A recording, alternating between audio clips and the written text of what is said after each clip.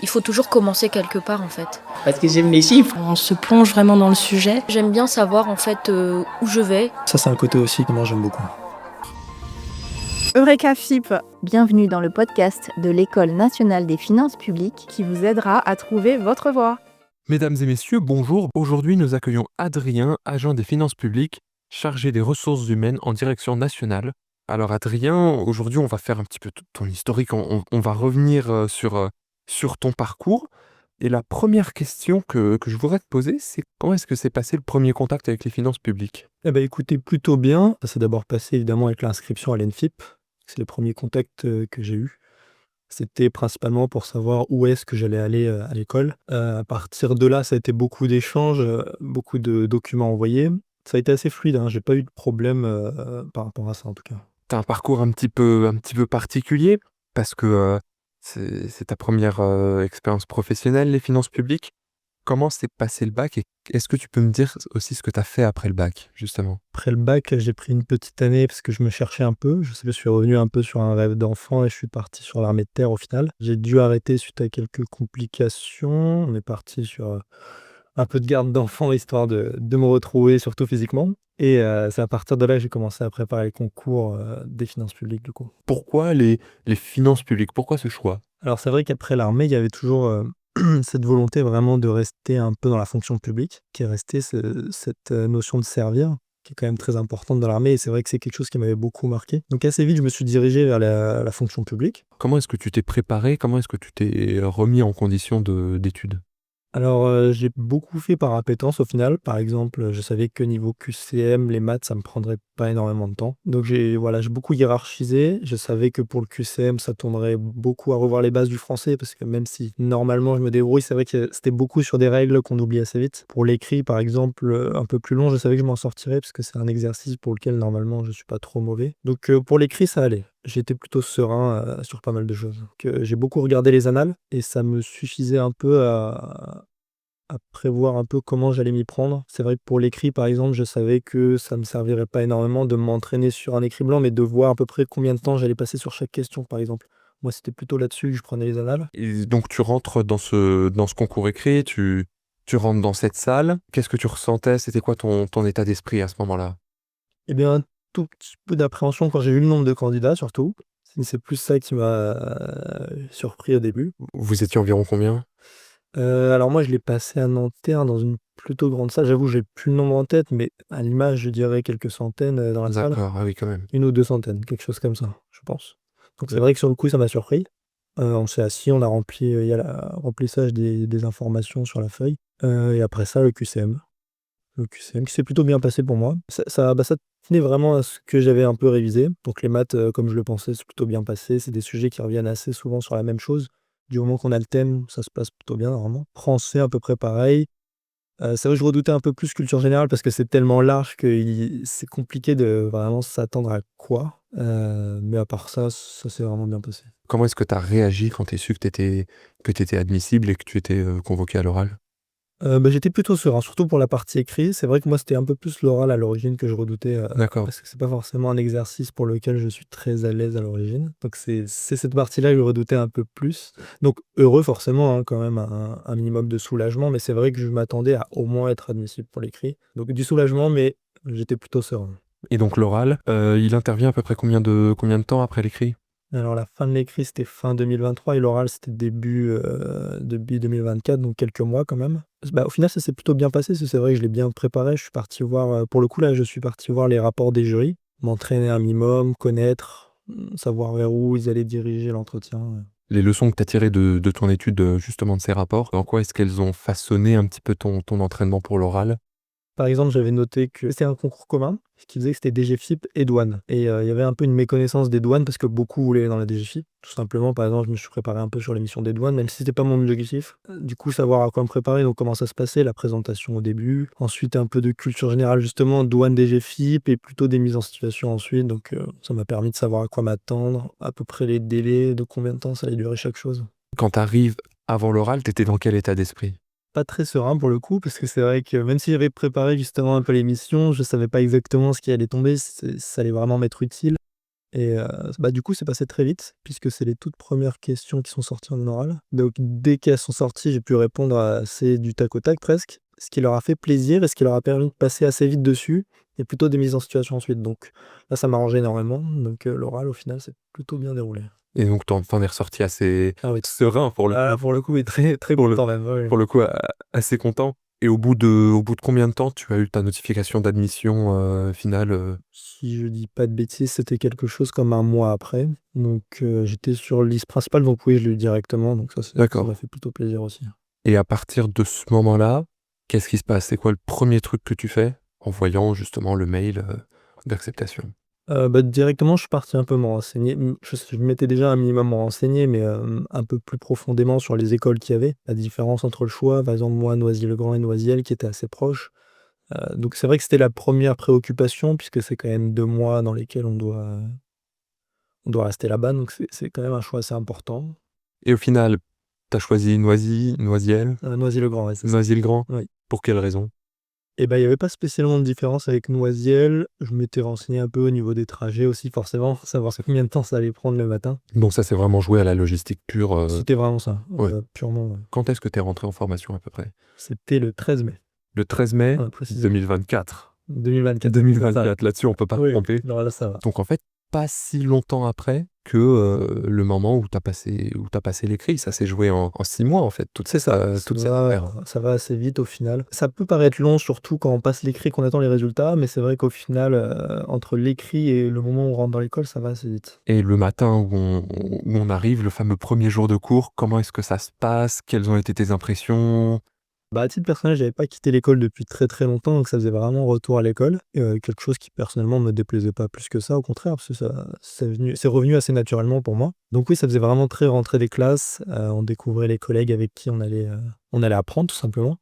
Les sujets, ils nous ont parlé de la distribution des PC, ce genre de choses. Comment se passe une journée type, une semaine type quand on est à l'École nationale des finances publiques? Eh bien, une semaine type, moi je crois que c'était du 9h30, 17h15, pas tous les jours. Déjà, il y avait une journée entière qui était en distanciel. C'est des cours, en général, deux cours le matin, la pause de l'après-midi et 2 cours l'après-midi. De temps en temps, des après-midi libres, ça dépend un peu d'une semaine sur l'autre. Et à ce moment-là, au début de la formation, est-ce que tu sais déjà où est-ce que tu vas être affecté après, dans quel métier, dans quelle spécialisation, ou alors c'est un choix que tu seras amené à faire plus tard? C'est ça, au début, pas du tout, parce que le choix se fait en plein milieu. Bon, c'est assez court parce que ça dure que 2 mois, mais de souvenir, c'est au bout d'un mois, donc à peu près au milieu de la formation. C'est là qu'on va commencer à faire les choix, d'abord au niveau national, puis au niveau local, un peu plus tard dans la formation. Donc, on peut commencer à avoir une idée à partir du moment où on a fait le choix national, mais même là, ça reste compliqué parce que selon le choix local, ça peut être assez différent.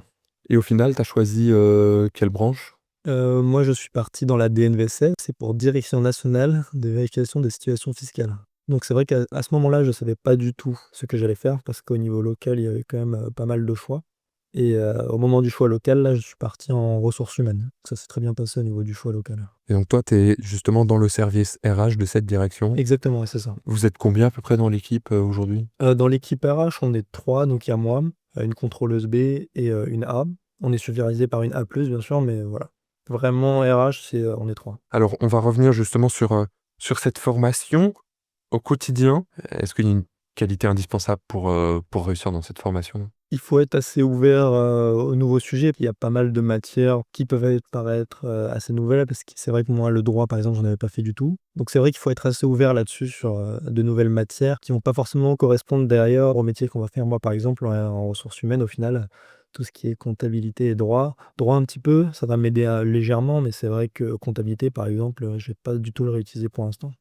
Est-ce qu'aujourd'hui, tu aurais des conseils pour les gens qui ne sont pas encore rentrés à l'ENFIP, pour qu'ils aient une vision un peu plus claire de ce qui les attend? Je pense peut-être essayer déjà de se renseigner sur les cours qui vont être, mis en place. Ça peut aider un peu, à se faire une image de combien de temps on va passer sur quoi. Est-ce qu'il y a eu des problèmes que tu as rencontrés pendant ta formation, des difficultés particulières pendant cet apprentissage?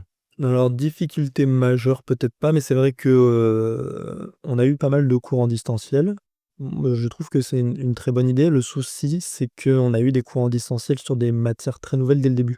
Est-ce que tu as eu ce qu'on appelle des séances de reformulation lors de ta scolarité? Alors oui, ça c'était assez pratique. Donc c'est vrai qu'après chaque, cours en distanciel, il y avait un minimum de reformulation au début du prochain cours. Mais sur un cours en distanciel de 2 heures, forcément, sur la reformulation, elle peut pas durer, non plus éternellement. Il faut avancer sur le prochain cours, Ouais. qui suit.